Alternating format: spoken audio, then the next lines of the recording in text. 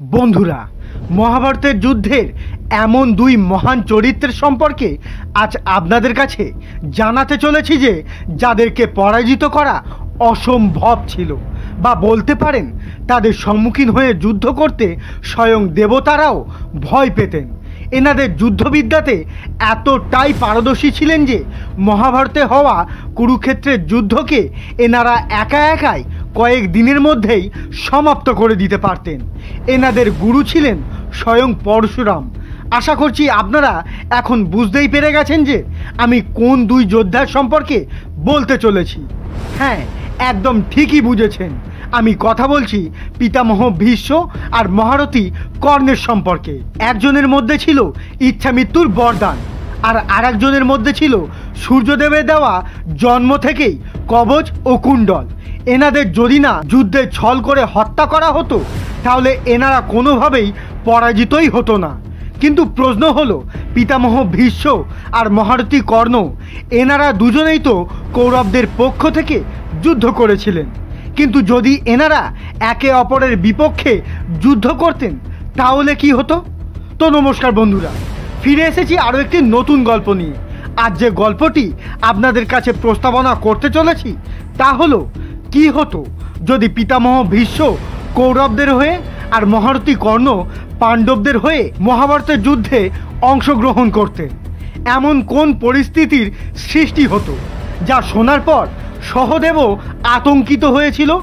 এই প্রশ্নের বিস্তারিত উত্তর জানতে আজকে ভিডিওটি অবশ্যই শেষ পর্যন্ত দেখুন। ভিডিওটি শুরু হওয়ার আগে এই চ্যানেলে যদি প্রথমবার এসে থাকেন তাহলে অবশ্যই এই চ্যানেলটিকে সাবস্ক্রাইব করবেন আর কমেন্টে জয় শ্রীকৃষ্ণ লিখতে একদমই ভুলবেন না।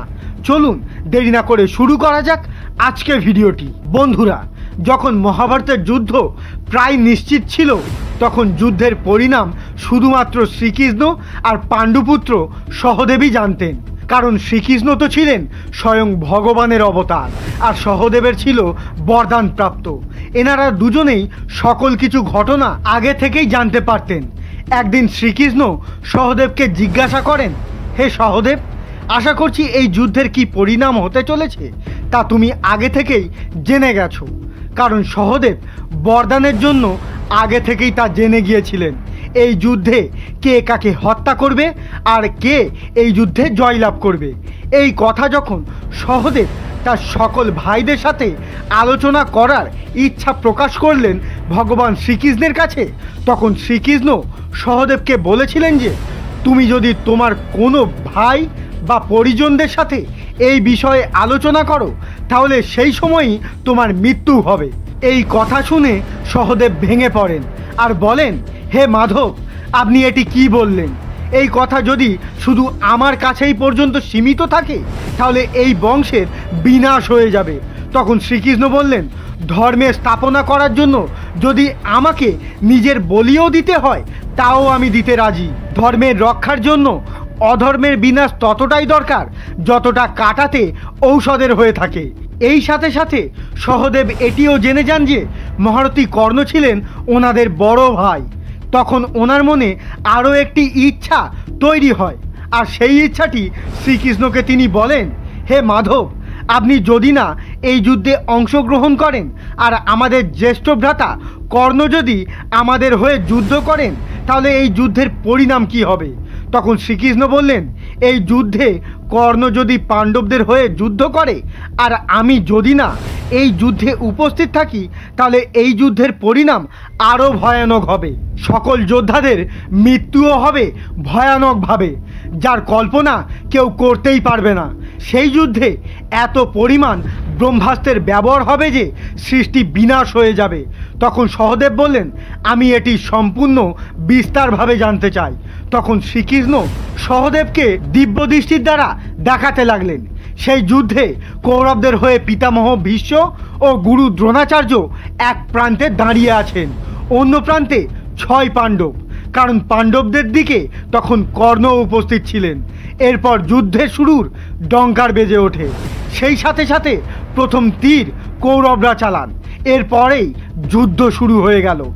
একদিক থেকে কর্ণ তীরের নিক্ষেপ করতে লাগলেন, আর একদিক থেকে অর্জুন গুরু দ্রোণের সাথে যুদ্ধ করতে থাকলেন। আর একদিক থেকে কর্ণ পিতামহ ভীষ্মের সাথে যুদ্ধ করতে লাগলেন। এইভাবে যুদ্ধ ভীষণ ঘাতক হয়ে উঠেছিল। সকল নিয়ম ভেঙে যায়। রক্তের ধারা এমনভাবে প্রভাবিত হচ্ছিল যে যেমন নদীতে জোয়ার আসে, আকাশ ফেটে পড়েছিল, মাটি কেঁপে উঠেছিল, গোটা বিশ্বব্রহ্মাণ্ডে প্রলয়ের সৃষ্টি হয়েছিল। এই পরিস্থিতির কারণ ছিল শুধুমাত্র এই 4 যোদ্ধা। এইবার কর্ণ নিজের ব্রহ্মাস্ত্রকে আহ্বান করেন, সেই সাথে পিতামহ ভীষ্ম নিজের ব্রহ্মাস্ত্রকে আহ্বান করেন। এরপর সেই ব্রহ্মাস্ত্রের নিক্ষেপণ হয়। একে অপরের ব্রহ্মাস্ত্র যখন একে অপরের সাথে সংঘর্ষিত হলো, এর ফলে অর্ধেক সৃষ্টি ভস্মীভূত হয়ে যায়।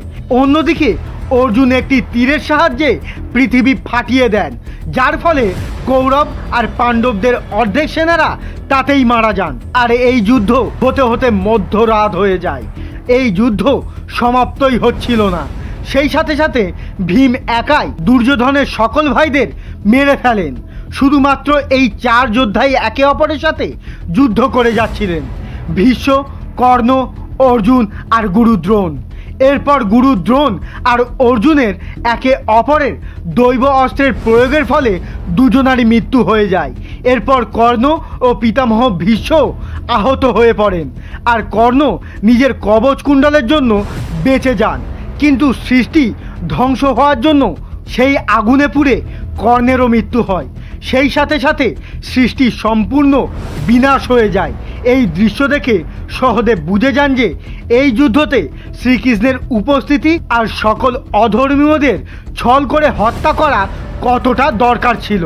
তো বন্ধুরা, আপনাদের কি মতামত তা অবশ্যই একটি কমেন্টের মাধ্যমে জানাবেন। ভিডিওটি যদি ভালো লাগে তাহলে অবশ্যই একটি লাইক এবং বন্ধুদের সঙ্গে বেশি বেশি করে শেয়ার করবেন। আর এমন ধরনের আরও যদি ভিডিও দেখতে চান তাহলে অবশ্যই চ্যানেলটিকে সাবস্ক্রাইব করে রাখবেন। ফিরে আসছি আরও এমন ধরনের নতুন গল্প নিয়ে। ততক্ষণ সঙ্গে থাকবেন, ভালো থাকবেন। নমস্কার।